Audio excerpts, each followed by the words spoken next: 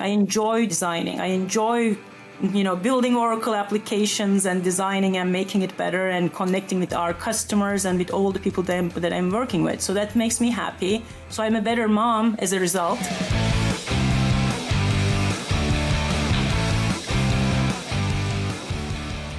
Hello and welcome to another episode of Brave UX. I'm Brendan Jarvis, Managing Founder of The Space in Between, the behaviour-based UX research partner for enterprise leaders who need an independent perspective to align hearts and minds, and also the home of New Zealand's first and only world-class human-centred research and innovation lab.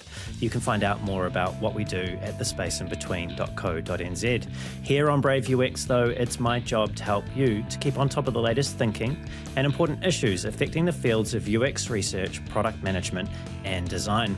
I do that by unpacking the stories, learnings, and expert advice of a diverse range of world-class leaders in those fields.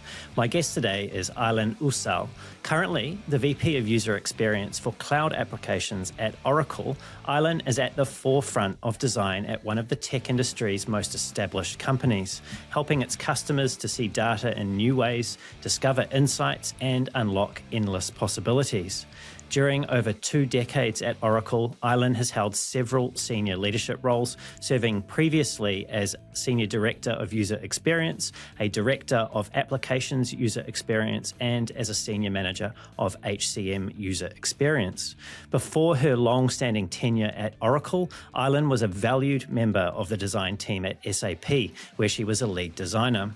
She also made her mark as a senior designer at Silicon Graphics, a legendary Silicon Valley icon.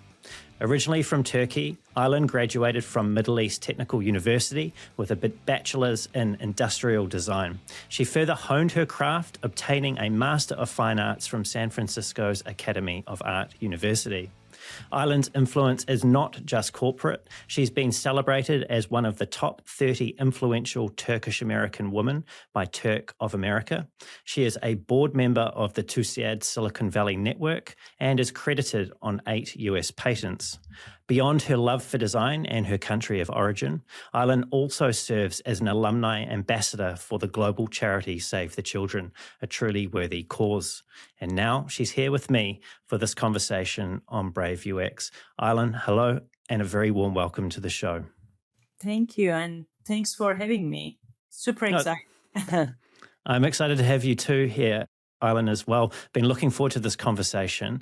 And as part of this conversation, I've had a little look at some of the things that you've previously published, the talks that you've given, and of course, I've learned some really interesting things about you. And one of those things is that you've lived and worked in the US for around 30 years, and this was after you left your country of birth, which is Turkey. Now, I've heard you speak about your childhood in Turkey, and one of the things that you spoke about was a fond childhood memory that you had of the first product that you fell in love with. What was that product and why did you fall in love with it? I had a couple of products. The very first one, my bicycle. It is this Bissan Cinderella, the red bike. I was begging my parents to get me a bicycle, like all my friends were. They had one, and I still remember the day they showed up at the door with the red Bissan Cinderella.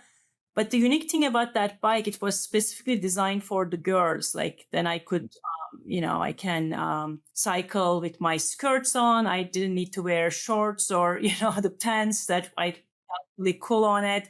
And it folded in the middle. And our car had a small trunk. It easily fit into that trunk, which was super nice. But I fell in love with the color, of course. It was red. But other than that, like all the way that they designed that bicycle, it was perfect for me. It was my biggest childhood memory, that seeing my parents holding that bicycle and me opening the door. And the other one, actually, it made a probably bigger impact on me. Our first family car. It's Anadolu. It's a Turkish brand. It is the first car made in Turkey and with all Turkish materials. And only the engine of the car came from the United Kingdom, but rest of the car was built and made in Turkey. And they specifically chose the materials because the Turkish factories didn't have the heavy machinery to bend the metal and all that. So they had to build a car with the prefabric materials so they can use the existing machinery in the factories. And also they had to think about the cost. It has to be cheap, so the Turkish families can afford the car at the time. And it had to accommodate with the family, with the certain amount of kids and all that. But the car was red as well. We had a red car and I had a red bicycle. But so that car, also the name of the car, it's called Anadolu. They made a survey and they put it out there to Turkish people because it was the first Turkish car. So they asked them how they want to name the car, and the Turkish people chose the name. Anadolu, Anatolia. So Anatolia, where the Turkey is. So where the name came from. So I love the name as well. So it was a big accomplished and big step for Turkey at the time. This was, I think, 1960s we are talking about. Yeah.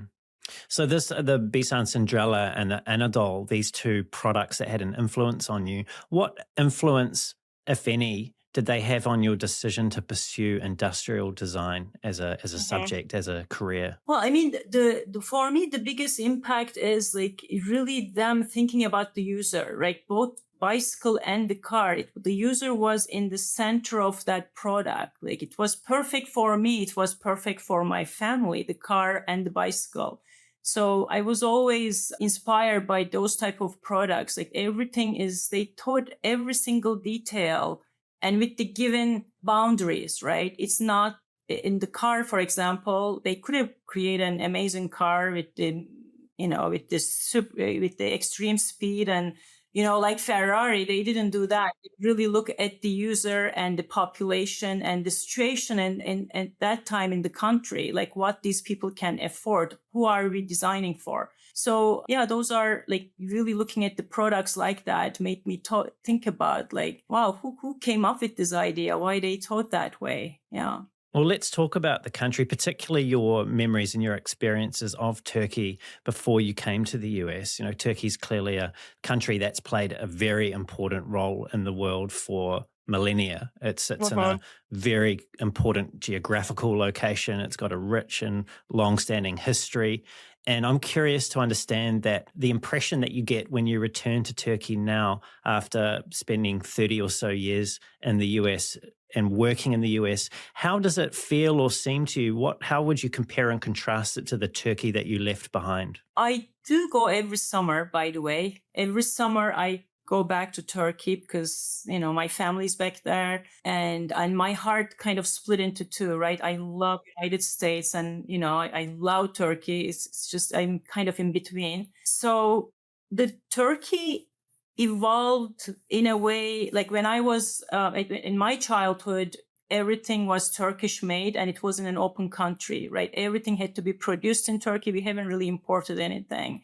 So Turkey made that transition becoming more like a global country that opened up other products. So, and also in my generation, we haven't traveled that much in our childhood. Like we were very much in Turkey and contained there. And so Turkey opened up more. And when I look at the new generation right now, they are totally connected with the whole world. And some part of it, the internet, all the technology changed those things. It's not only Turkey opened up. If you look at any country, like globally, technology helped countries like this, like people to connect with each other more and learn about each other. So I definitely see that change. Yeah, the technology definitely made a huge impact with the younger generation. And speaking of the younger generation, we were just chatting before we hit record and you shared with me that Ayse Birsel and yourself, Ayse being a very influential and famous industrial designer also from Turkey, you and her are working on something quite special in light of the devastating earthquake that hit Turkey recently. Yeah, so we partner with this foundation organization. It's called Suna's Daughters. Suna is a name of a very well-known Turkish woman, and she passed away, but her daughter started this organization, this foundation for her. So we partner with them, and this foundation originally established to help the girls between 11 and 18-year-old age, mostly focusing on the east part of Turkey, to eliminate the early childhood marriage and give girls the education they need, really giving the power to the girls in that age group. I mean, it's really critical. That age is so critical for girls. And while they were focusing on that in that region, the earthquake happened. So Suna's daughters, this foundation, Suna'nın Kızları in Turkish name, so they started their own centers in the earthquake region. So we partnered with them. So we wanted to partner with these girls between 11 and 18 years old and really make them feel that they are the center of everything. They have the full control of their future and they can design their future with the help from us. And Ayse has a great methodology, and she also has a book called Design the Life You Love. Using the same methodology, we are partnering with these girls and with Suna'nın Kızları, Suna's daughters. I'm super excited about that. So it will happen in next few weeks. So we'll go to that region, hopefully, and we'll work with them in person. We did a virtual event last week, and we'll continue with the in-person event. Now, for most people, including myself, that heard you tell that story, at the very beginning of that, you mentioned that there was a will to, it sounded like, show these girls that there is a life outside of getting married really young. And this is in the east of Turkey, right? So this is closer to what, perhaps my geography is off, but closer to the Middle East? Middle East, yeah, I would say region? mostly like, that Syria, Iran, Iraq, that border, like east part of Turkey. I mean, that area is more impacted, but it doesn't mean that it doesn't happen anywhere else, but it's harder to go to school, like because of the geography and the how it is in that region. Yeah. Yeah, I was going to ask you, I mean, just how much of a challenge is this that you're seeking to take on? Yeah, I mean, challenge, but I'm super excited, right? So to be able to meet these girls in person, and if we can have a small impact, that would be amazing. So it's all worth it. Is it something that you have to be careful conducting with for the girls' safety, or is it something that they're feeling safe enough to engage in this particular program publicly? Well, I think they are we are doing a pilot program in that region. They are pretty safe. We already met with them in virtual session. Of course, if you look at the Suna'nın Kızları, Suna's daughters has a website. They do publish all their research in that particular platform.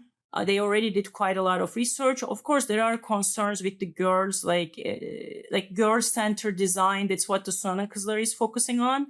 So the challenges the girls are facing with after an earthquake in living in the container cities, it's different than the men and boys. Of course, I'm sure the boys, younger boys, are facing with quite a lot of challenges.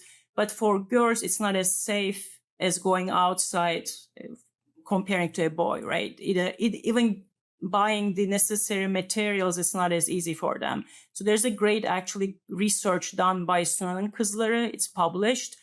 Yeah, there's definitely safety issues, and but us engaging with them, I think I believe that Suna'nın Kızları is doing a great job to providing enough safety and all that. I'm not worried about our safety, so we'll be, yeah. Yeah. Well, this work, the work that you've just been describing here with Suna's daughters, that's about to kick off, and also something else that I learned about you. For the last 7 years, you've been an alumni ambassador for the Save the Children Foundation, which you've raised a lot of money for. These types of causes, they certainly warm the heart, but they're also on top of what is a very busy role that you hold as a VP at Oracle. What is it that, on top of all of this, all the stuff that you have to do just to, live your regular life, what is it about these types of things that you seem to feel called to dedicate your extra energy to? Well, I believe as a human being, we all have a responsibility to our community. Of course, we need to do our job, and doing a great job and best job I can do at Oracle. I am also giving back to our customers, and maybe indirectly I'm giving back to the community in a way. But there's something else, really partnering this organizations like Save the Children or Snow's Daughters, like, it's a different way of giving back, because these type of organizations, they really survive and stay alive with the contributions like the people like us, right? So, and it also helps me to feel more alive and taking my brain and focusing on something else and engaging with other people outside of technology and all other things. If I can help anyway, I believe it's my responsibility. I should do it if I can. Speaking of feeling more alive, More alive. Yeah, something that I understand that helps you, well, might help you to feel more alive is swimming. You're a pretty keen swimmer. And I learned back in 2020, so this is in the middle of the pandemic, that you were training to compete in the open water race across the Bosphorus Strait in Turkey. Now, that's a really, again, a really important body of water in the world. Were you actually able to compete in the event, or did COVID dash your hopes? I did it this summer. You did it? One more time. So I did. So I learned swimming like in the open water, and I guess I've been swimming since I know myself. Like, Turkey is a country like surrounded by water, and as kids, whoever learns the swimming first teaches to the next person, right? That's how you learn swimming. And there's always a competition. Like, everybody swims forward, like as furthest away from the beach, and somebody chickens out, right? Somebody turns back, and you don't want to be the first person. So that's how I learned swimming. And I learned swimming with the competition in it, right? So we always had to compete each other. And I love open water swimming. It's so exciting. While you are swimming, you see all these things in the water. There's the current. You need to adjust yourself. There's the strategy you need to develop to, make your landing point to the right place. And you need to use the current in a way that you can go as fast as possible and you can save your energy. So Bosphorus is one of those pretty exciting competitions because there's a huge current in the Bosphorus. So and also from swimming from Asia to Europe, swimming between two continents. And Istanbul is an amazing city. And the first time I swam, they said, "Oh, you should stop in the middle of your swim and look around you, look at the city. It's so beautiful." But I was so excited, and with the adrenaline rush, I forgot. I kept swimming. And then I said, I'm going to do it again, and I'm going to stop in the middle. And this time I did that. I stopped and I look at the city. I'm like, wow, this is an amazing city. Yeah. Aylin, would you consider yourself to be a competitive person? I think I am. Yeah. How hard was it for you to stop and have a look around? It was a little bit hard. I was also checking, is everybody passing me? What's happening here? But I really wanted to see the city. So, now, have you done something similar in San Francisco? I'm just mindful of the stories that I've heard about the great white sharks that may visit San Francisco. Have you done that there? Yeah, I did escape from Alcatraz 4 times, the triathlon. That is a totally different swim. It is shorter swim than Bosporus, but it is scarier swim. And it takes a lot of energy and like you are swimming for your life kind of a feeling. Bosporus is like you are enjoying at the same time. Although I ran into quite a lot of jellyfish this time, but yeah, Alcatraz is from swimming from Alcatraz also a nice swimming, but it's a little bit scary. But you don't think about the sharks like somehow that. Yeah, I don't think about them. So. Not at all? It Not doesn't ever cross? Okay. I usually think about the sea lions, but not the sharks. Like, they're not supposed to be in the bay. So fingers crossed, fingers crossed. It seems like there's a little bit of a will to live a little dangerously going on here for you. Well, I don't know dangerous. It's like more like looking for the next thing, like the excitement, like, just keeping that energy and holding on to the life. And I enjoy, I don't see it as a danger. I would say it is more like having that adrenaline rush. It's a nice thing to feel. Let's change topic a little bit here and talk about something at the very beginning of your career in the United States. And I mentioned this company in your introduction. They're called Silicon Graphics. Mm-hmm. And for people that know their Silicon Valley history, this is a very influential and important company in the Valley. I don't think it exists anymore now. Mm-hmm. But tell me, how did you come to work there at such an icon? Academy of Art University at the time, and I was taking some computer graphics and 3D animation visualization type of classes, and we were using Silicon Graphics machines with programs like Alias or Softimage. Those are the 3D and visualization applications at the time.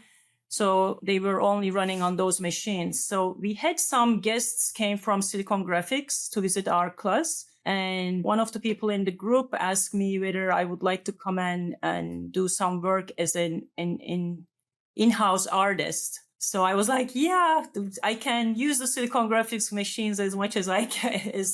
I can use it all the time, of course. So it started as a part-time, more like in-house artist type of a work. And then we are talking about the .com booming, and Silicon Graphics was the first company started their website. It's called Silicon Surf. I started working with that team, and then I got more interested in user experience, like how the website can be designed, how I can make it better for the users, more accessible and all that. I connected with the user research team. So it's how my user experience career started as well. But yeah, I met with amazing people at Silicon Graphics, and they all been instrumental in my career.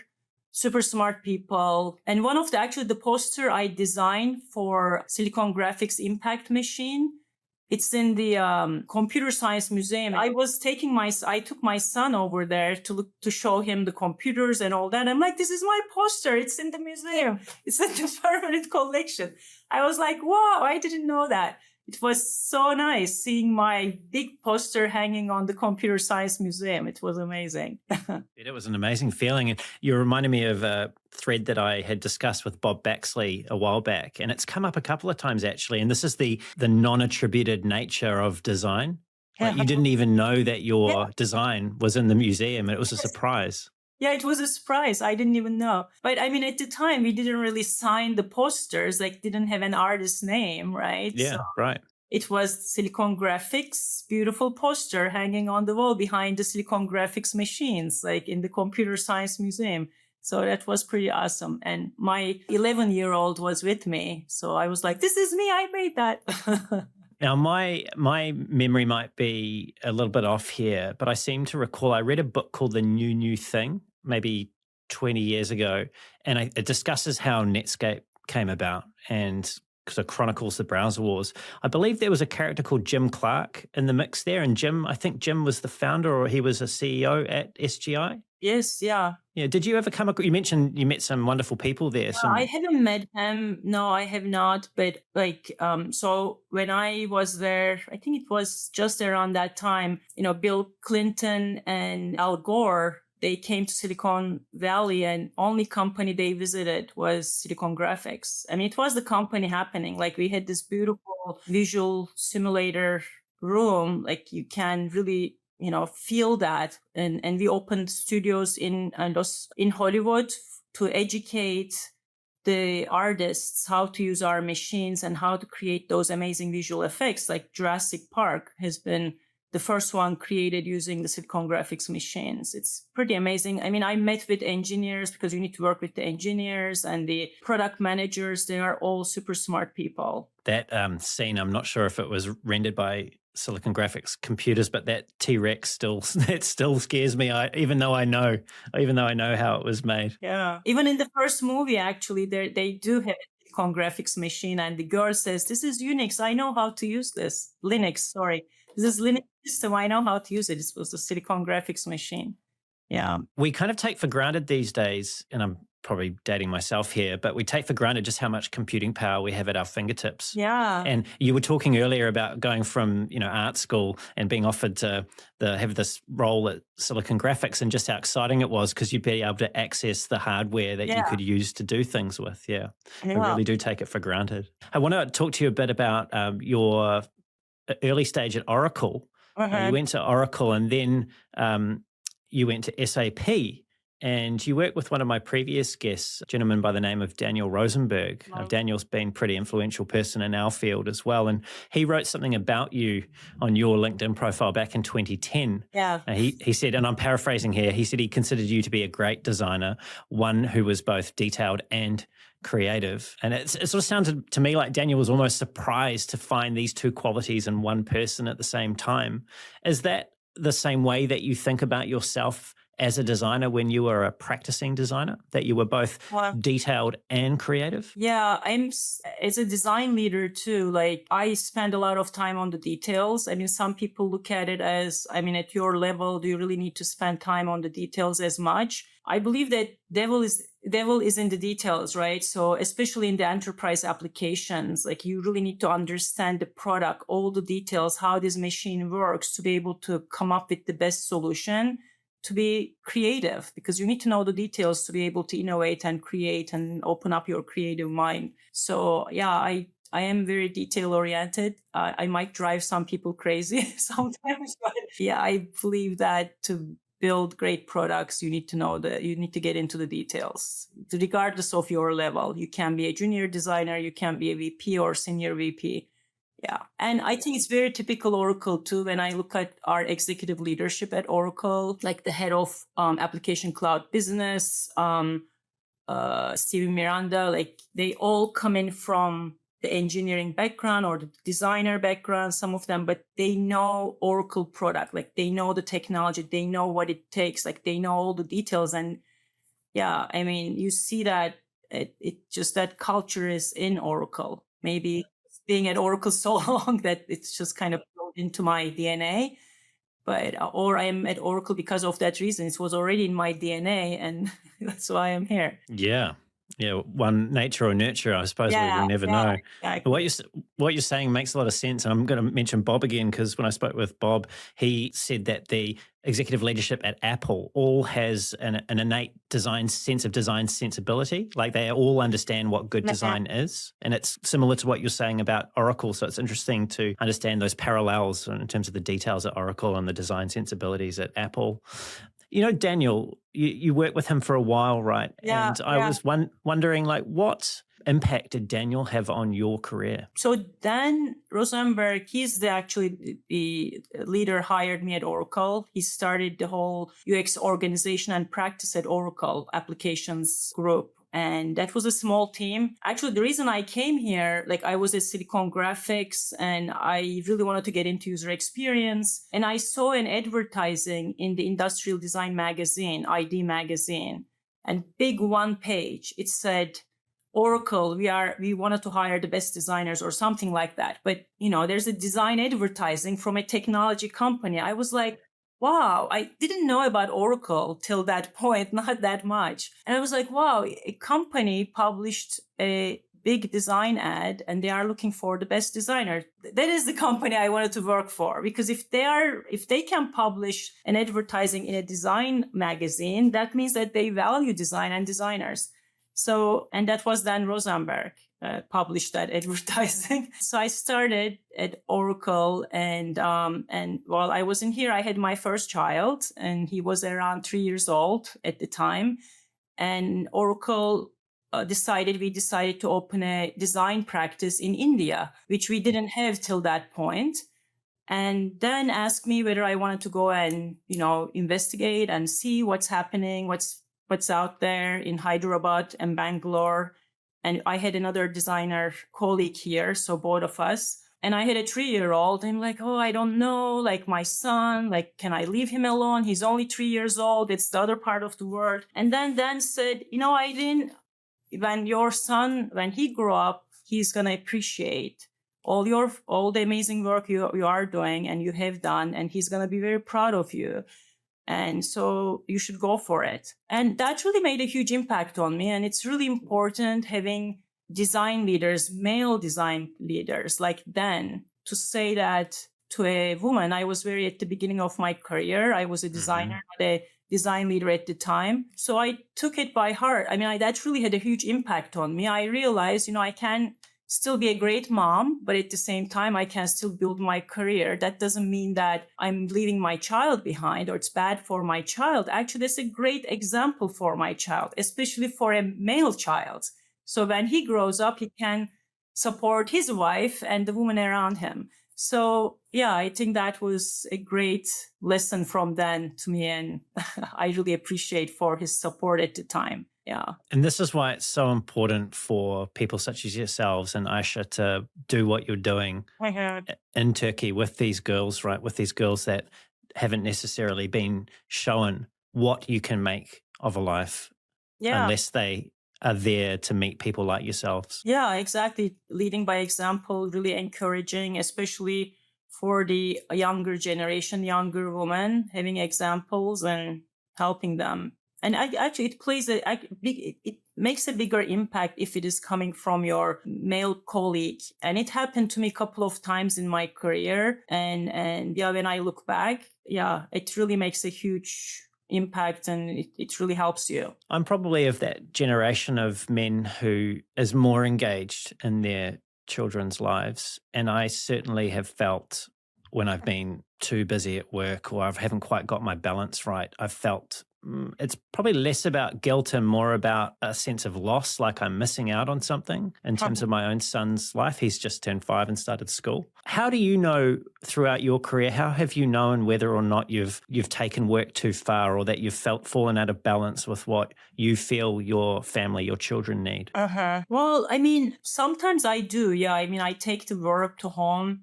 But as a parent, you need to be happy what you are doing, then your child could be happy. Like I can be a 24-hour mom all the time, but that's not me. For some people, it might be, right? Because I find happiness not only taking care of my child, but at the same time doing the work that I'm doing. I enjoy designing. I enjoy, building Oracle applications and designing and making it better and connecting with our customers and with all the people that I'm working with. So that makes me happy. So I'm a better mom as a result. I believe that sometimes, I'm passing that boundaries, like more work, less time maybe for my child. It's a balance. Like I definitely saying, Aylin, slow down. Like you need to spend more time with your child. So sometimes I pass that line. It's more work sometimes, but I'm also a believer that I have, if they are happy, I'm happy. It's the balance you need to keep in. And yeah,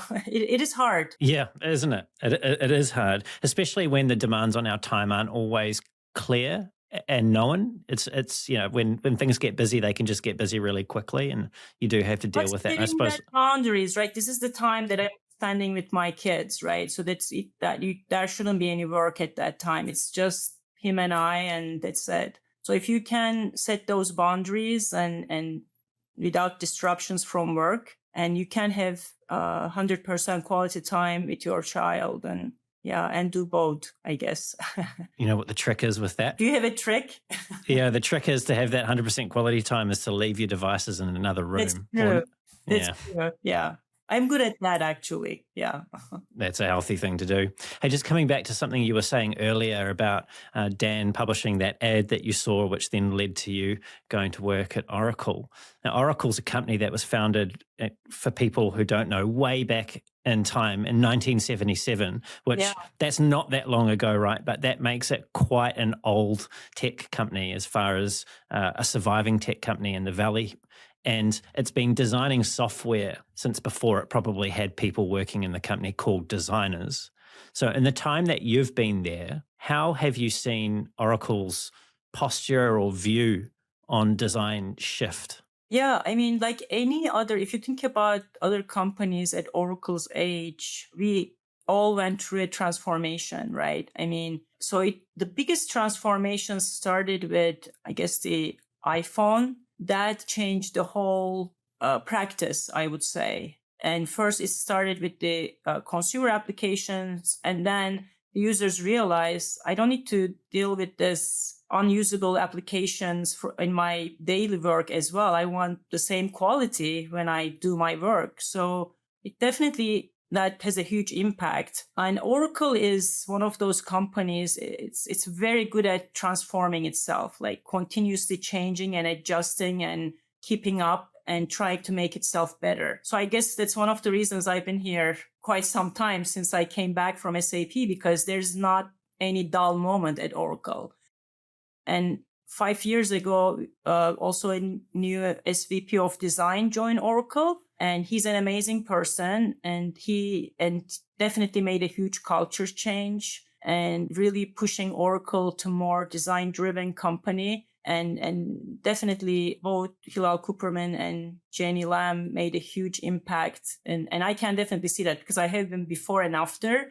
That doesn't mean that we haven't done any excellent design work before, but the impact we had, it was much smaller. But the way that after they joined, the way that they look at the bigger picture with their amazing storytellers, by the way, both of them, especially Hilal, it's really like getting the earning the credibility with the vision, and now we are executing, but really making that happen. Oracle again did the transformation. And we are very much like now design in the center approach, and design team has a huge role and an impact in the overall organization.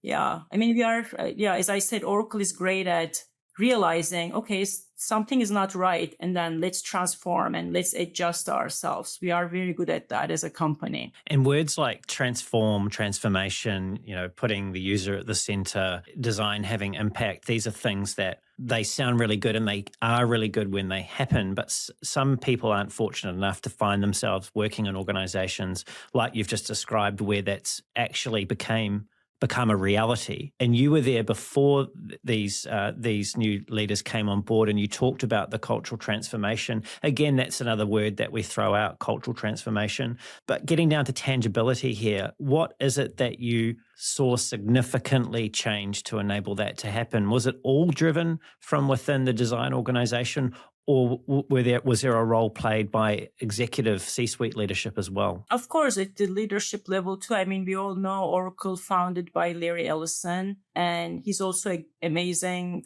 He has an amazing mind, and he also realizes what are the gaps. And there was top down and bottom up, both sides. And it was the time. Sometimes the time is right because other companies are investing it as well. And competition is so fierce. Like you need to stay up in the competition, and you realize design can change the whole, everything like the sales, and you can better design is better business, right? So if you can invest into design, that means that you are going to get better business. So that is the realization of that. It was the right time. And we have many fierce competitors in the market, like especially in the application business. And we realize we make this change or it's going to be hard to survive. Yeah. Yes, a bit of necessity in there as well. Yeah. You're someone who's been a design manager at Oracle since 2006, and you're now a VP of design for one of the major lines of business. What role has patience played in your design leadership journey and sticking with something?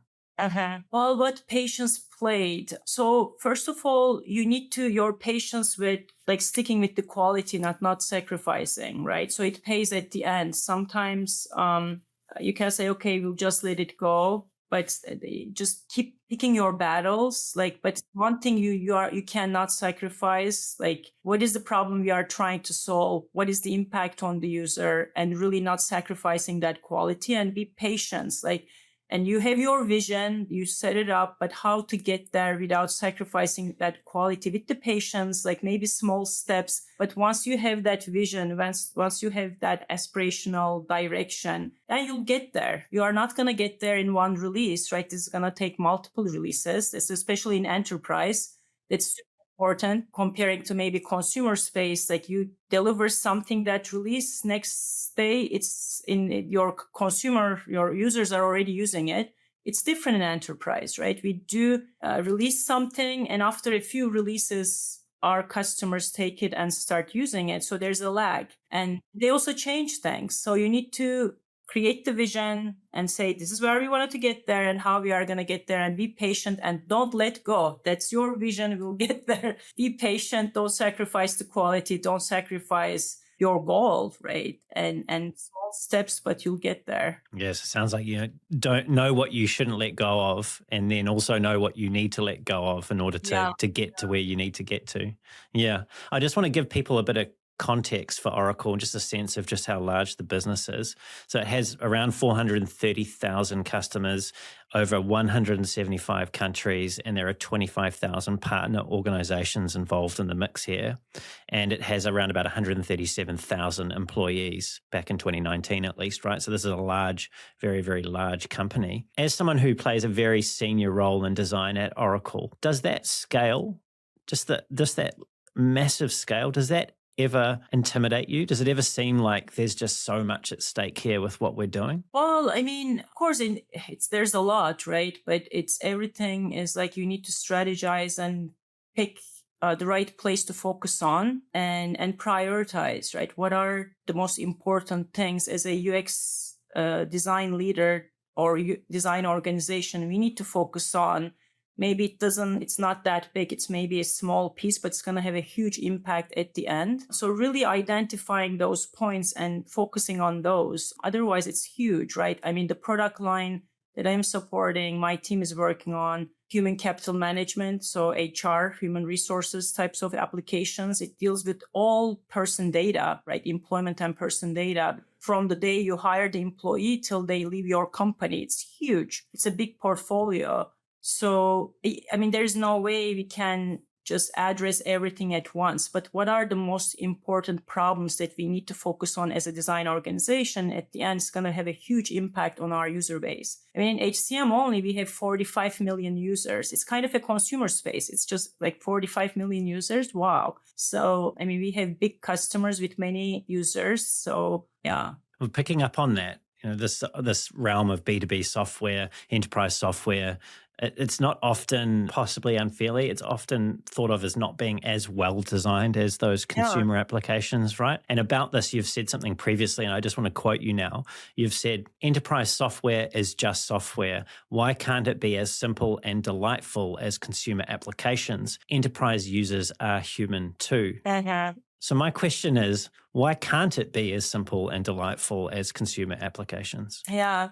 Well, we are trying to make it as simple as delightful, hopefully, with the patience and with the small steps maybe, but we'll get there. Our aspiration at Oracle, creating the best enterprise applications in the market. That's our goal. We'll be the best number one in enterprise space. That's what we wanted to do. So why it's hard? Because in the enterprise applications, especially the business that we are in, cloud applications, we are designing out-of-box default experience, right? And our customers buy that product, depending which industry they're in, they change it. They sometimes change the language. They might want to change the processes because their process might be different in the healthcare business than the retail business. So as a design organization, we design that out-of-box that 80% of the functionality, but the customers change that.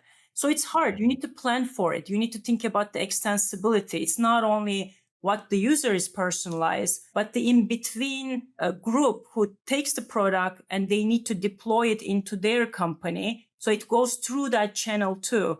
So it becomes super critical thinking about all those steps, like in the extensibility when they are customizing and configuring this. Do we have the right guardrails in place? Those people are not going to mess up things, right? So because we are like, okay, I handed it to you a beautiful application. Oh my God, what ended up at the end? So we don't have enough guardrails maybe. So there's much more. It's a much bigger and more complex when it comes down to what we ship and what the user gets at the end. So there's multiple steps in between. Yeah, I mean, that I believe that's one of the biggest challenges while you are designing for enterprise, because for the consumer, you are Facebook, let's say you are designing that, it's everybody use the same solution, right? On the consumer side, we all get the same experience. And there's also security, privacy, all those other layers in the enterprise space that needs to be built on. And yeah, I mean, I guess everybody's thinking about the accessibility, which Oracle takes it very seriously. Being accessible, it's secure and all that. It adds on to that. But it's possible, and we'll get there with with the patience and with the right vision and the strategy. Why not? So you've spoken about the general complexity in enterprise software design before, and it's tied into this idea, what's the reality, that these applications often exist in the cloud, and they often have to be interoperable with other systems, other legacy systems, or other providers' systems, right? And so you've said about this, I want to quote you again, you've said it's all about the ecosystem. We cannot think about Oracle itself anymore. yeah. And for people that, cast your mind back, I don't know, 20, 30 years, we used to have installed on-premise software, right? And things were very much like a walled garden. You wouldn't necessarily have many other systems you need to integrate with. So this modern cloud-based world now presents a technical and also a design challenge. How do you talked about guardrails, maybe that's one example, but how do you design effectively for systems that you don't control, or behaviors or actions that the user or the customer might take that you don't control, you don't have direct control over? Yeah. So, I mean, one of the strategies I think we are following, like we have a design system. It's called Redwood Design System. We also have a platform, Oracle application platform, where we build our applications with using the Redwood Design System. And we have the templates and the componentry and everything, it's in there. So we are also now making that available for our customers, for our partners. So they are going to be using the same tools and the same templates and everything what we use to build and design on our end, they will have it. In addition to that, recently we opened up a Redwood Design System, our toolkit. It's available in Figma. So you can also look at the Redwood toolkit in Figma library. So that's also available for our customers, for our partners. They can design with our toolkit. They can build with our platform using our components and templates. So that will allow us to create that end-to-end experience. And we are publishing a lot of materials and our philosophy, like how we are simplifying, what's our thinking behind that. So our approach is we can learn from our customers, but we can also help them to learn from us and build the same quality of applications and processes as we do. So what does success look like for you in terms of leading one of these major lines of business? Is it, and I'm putting words in your mouth here, so just feel free to jump in and tell me what it actually is, but is it so that your customers who are using the software, that they don't know that they are moving in between different products, that they have a seamless experience? Like, how do you think about, what design success looks like? Yeah, so I mean, so that's a challenging problem because, I mean, let's face it, not everybody has everything from Oracle, right? They might be using applications from different vendors. Like they might be maybe, or as Oracle, actually, we have a full solution. We can be your single technology partner if you wanted to run your business on cloud, right? We have the solution for you, but some companies, they don't, and they still get solutions from different vendors. So first of all, I mean, the database, many of them run on Oracle database and OCI, the platform, right? So that part is kind of the connectivity and integration. So, but at the UX UI layer, so that's a challenge, but we also, if you think about as a consumer, right? If you think about your experience on the consumer space, we jump from one application to another one. As long as it's connected, the data is connected and transition, that carries your context to the next thing, right? So we don't really mind that they look a little bit different and buttons are not exactly the same, as long as that experience is fluent and it just transition. Can you test for that? Like, is that something that in your research practice that you're actively, I wouldn't say it's measuring as such, but you're actively gathering evidence that that's being achieved? Like, how do you know whether or not you're doing that to the degree that you would hope for? Uh-huh. Well, I mean, we are always working with our customers. Like, I mean, when we go to, we are monitoring our cloud data and mostly on our applications. And our user research team is always looking at some of those problems we are facing with. So I don't necessarily have quantitative data in my hand, but just like talking to our customers and doing our qualitative user research and all that, we are seeing that the feedback we are hearing, more than the user experience, the front end continuity, as if the experience is is great and the connectivity is there, actually users don't have a lot of problems switching between the applications. Like in the consumer world, we don't, right? I mean, you go to Uber, you order your car, and then you get a notification on your iPhone, on the notifications, like it's not exactly maybe the Uber colors and all that, but you get informed, and then you go to your Waze and open that and look at your directions. But these are all very well designed applications. As long as your experience is seamless, maybe you don't mind the buttons and the colors and all that, it's going to be different, right? But fundamentally, these needs to be very well designed applications. Of course, in one of them, it's in the middle, like it's just, I don't know exactly what is happening here. You don't use that application anymore. You're like, okay, get it out of there, not connected. It's not seamless. It's not part of the experience anymore. So, I mean, we are definitely looking into that, right? So there are certain strategies we do, like we have certain designs, like if customers have different solutions from different partners or vendors, like how we can make it part of our experience. We have certain pieces in our solution the customers can embed and provide links and connections to other applications, not Oracle, maybe built by another vendor, but we do that. But we are focusing on creating the best experience within our solution and with right connectivity. And yeah, we believe that that's probably the best strategy. Yeah. And for any enterprise software company, that's a big challenge. It's a big challenge. Yeah. It's a big challenge, right? Like you've got many different product teams, lines of business, acquisitions. Just the sheer scale of the complexity of achieving that. Well, I mean, that said, I mean, in our solution now, we are actually, using Redwood design system and Redwood approach across all our Oracle solutions. I'm talking more on like if the customer is using some other solutions outside of Oracle, right? We don't have a control over that, but still we have the right practices in place for the right connectivity. Like how 100%. We can even achieve that, right? You mentioned data a little earlier. Now, it would be remiss of me not to ask you about data's role in design, both because it's an important topic to cover, but also because Oracle's founding was really around databases, right? It's a very data-driven organization.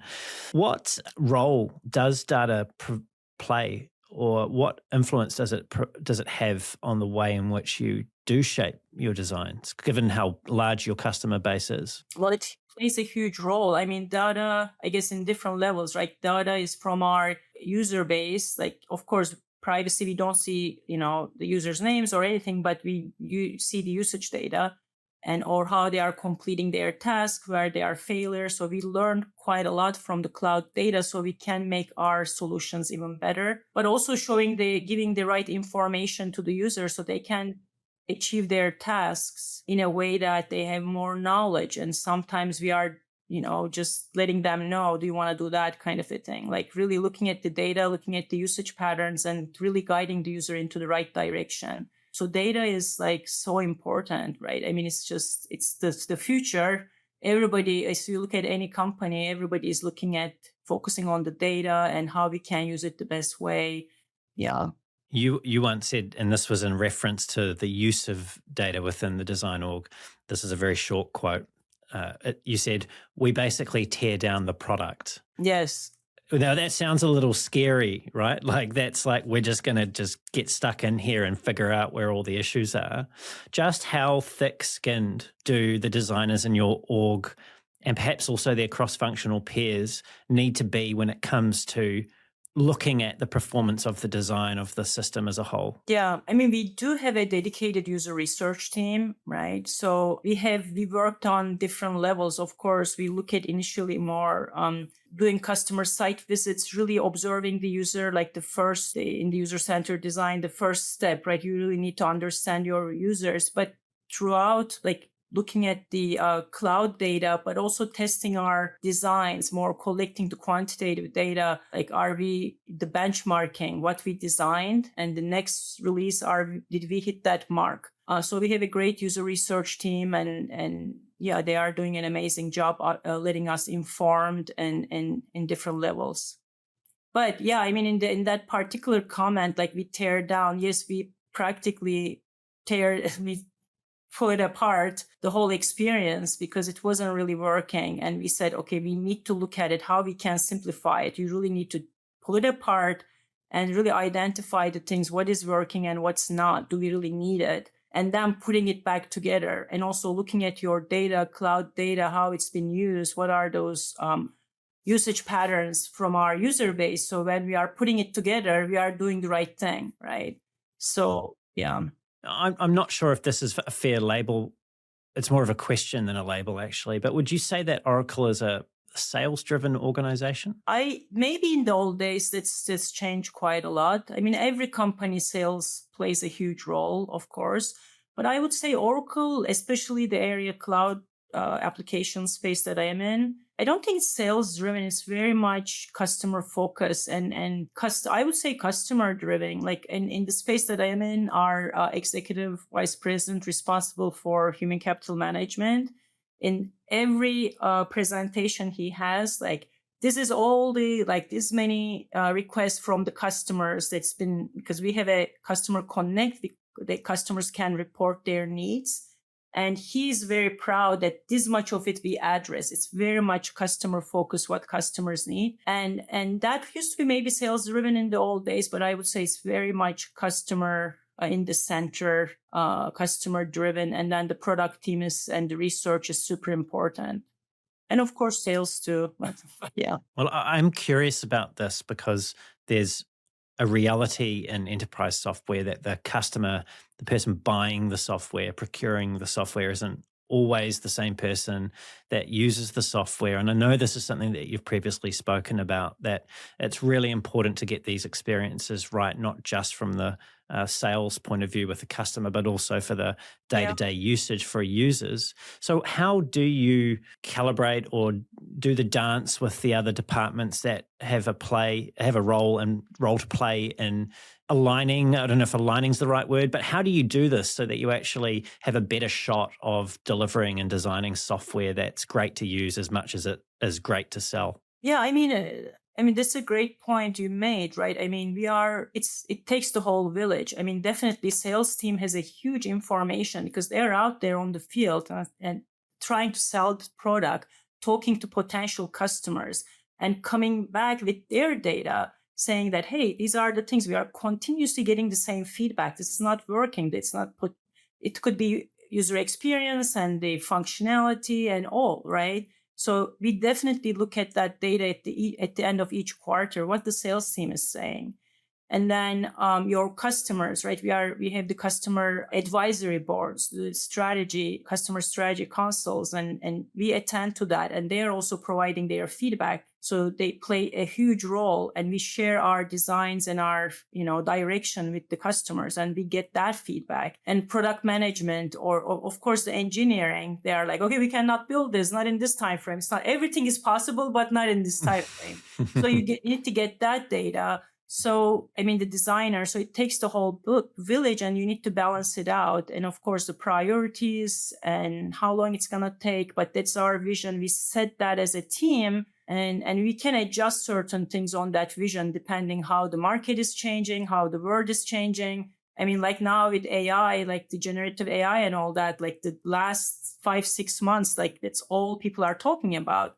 So you start paying more attention maybe on certain things, like you readjust your vision and look at it. Are we doing the right thing? But at the end, that vision has to be created with this group of people. They all have a say. They all have a perspective, right? Your department's design, right? Like you're a leader in the design department or function. Okay. You mentioned team though, and I'm curious about this. Like, who do you see as your team? As my team, again, like these people, not people are only reporting to me, right? My team is, and the unique thing about the design organization, actually, as a design leader too, we are kind of the glue. We are on the center of everything. Like people come to me with the questions. I'm like, you could have gone to product manager. Like, this is the product manager question. Why you are coming to me?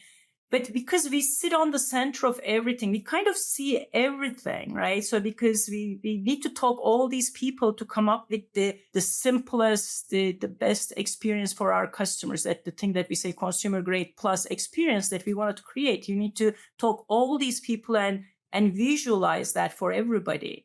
So they come to you. So that's a unique role. So my team is all these people. I would say, like it's my team, the designers in my team and the researchers in the Oracle design, but at the same time, that extended community. My team is my customers, my team is my sales team and my product management team, the engineering team. So Aylin, you're someone who's from a different place, a different culture to that of the USA that we obviously touched on earlier, coming from Turkey. English isn't your first language. no, I wouldn't imagine either. Can you hear the accent? Well, I'm sure people can hear my Kiwi accent as well. Hopefully they can understand me. And you're also a woman, right? So these three things are going on here. And yet you've succeeded at the highest levels in one of the world's most professionally demanding industries and also companies. What is it about you and how you've operated throughout your career that you feel has made this possible? I see that also in United States in general. If you work really hard, they recognize that. And especially in Silicon Valley, it doesn't matter where you come from, who you are connected with. But if you are not only talented, but you need to be the hardworking person. And if you are passionate about what you are doing, and if you really want to go for it, people come forward and really support you. And yeah, I mean, there are challenges, of course, being a woman and all that. Sometimes you are in these meetings. I'm like, I really don't pay attention, but sometimes, okay, I'm the only person here as a woman. Like, why there's not another woman? There is some, like, because of other challenges in life, like I said, 3-year-old, my son, I didn't want to go. But then said, Aylin, your child will appreciate you and will be proud of you later. I'm like, yeah, that's a different perspective, right? Women usually tend to step away from those leadership roles. I could have easily say, no, I'm not going to go, but I did go. And it showed that I can take the initiative. Well, I left my child behind for a week or 10 days, but I also have a great supporting partner. He's always, and it's another man supporting and encouraging you. So that plays a huge role. But again, like, I'm a really hardworking person. I'm super passionate about design and making things better and simpler and for our customers, for the users. And I pull everything, whatever I got to make that happen. I never let go. If I put my mind into that, that's going to happen. I don't let go. It's one of my characters. Like, I really push till to the end. Of course, there are certain times you're like, okay, I need to let go. This is not this is like not right now. It's not the time. I need to let go. And especially in technology, you need to keep pushing forward. And also, I really like this tagline. And my son, both of them, actually, I have 2 sons, both of them play ice hockey. And they have a tagline on their shirt. It says, hard work beats talent when talent doesn't work hard. I'm a huge believer on that. So I really believe on hard work and be passionate and be inclusive, like collaborative. I'm super inclusive person. I wanted to make sure everybody's perspective are heard, and I wanted to include them if it makes sense. Like, I give them that promise. Like, I listened. We'll make sure that we are gonna reevaluate and see what we can do. And you are part of this team. And I believe in inclusivity. I think that plays a huge role in if you want to succeed and come to a certain level, and you need to be nice to people and you need to keep learning, like never give up on learning. Just be curious. It's like, I'm like, I always reach and wanted to learn and collaborate with people. And I think those are probably my superpowers. I almost wanted to end our conversation on that note, but I cannot resist asking you one final question. And this is to do with your observations across your career. You know, you've seen and done many different things, both as a designer and now as a design manager and leader of other designers. What is the most important thing that you've learned about leadership during this time? The most important thing I learned, I think, if you really be, I don't know the right word, like being vulnerable, right? Just show that you are human and show that empathy and relate to themselves. Like, people need to look at you like you are a human being, you are a leader, you are not sitting in that high tower, but you are one of them. And just that show that you are vulnerability and be open on that. I think that's one of the most important thing. Otherwise, people are not going to come to you and you'll never know what's happening. And yeah, they need to know that you are taking risks in your life, in your job, like you are vulnerable, like, and you are failing as well. So they can do the same thing. And that's the only way we can innovate and go to the next level. Right. So you need to show them you're a human too. Maybe this is why people come to you with product management questions. Yes. Yeah. Aylin, this has been a really enjoyable conversation. It's been really great to hear your perspective. Thank you for so generously sharing your stories and insights with me today. Thank you. Thanks. You're most welcome. My pleasure. Aylin, if people want to connect with you and want to keep up to date with what you're doing in your career, the things you're contributing to the field and the other things that you're active and engaged with, what's the best way for them to do that? They can reach me via LinkedIn and they can feel free to connect with me. And yeah, that would be awesome. Great. Thanks, Aylin. And to everyone who's tuned in, it's been great having you here as well. Everything that we've covered will be in the show notes, including where you can find Aylin and all of the things that we spoke about. If you enjoyed the show and you want to hear more great conversations like this with world-class leaders in UX research, product management, and design, don't forget to leave a review. Subscribe as well so the podcast turns up every 2 weeks for you to listen to, and tell someone else about the show, maybe just one other person if you feel they would get value from these conversations at depth. If you want to reach out to me, you can find a link to my LinkedIn profile at the bottom of the show notes, or just search for Brendan Jarvis on LinkedIn, or you can head on over to my website, which is thespaceinbetween.co.nz. That's thespaceinbetween.co.nz. And until next time, keep being brave.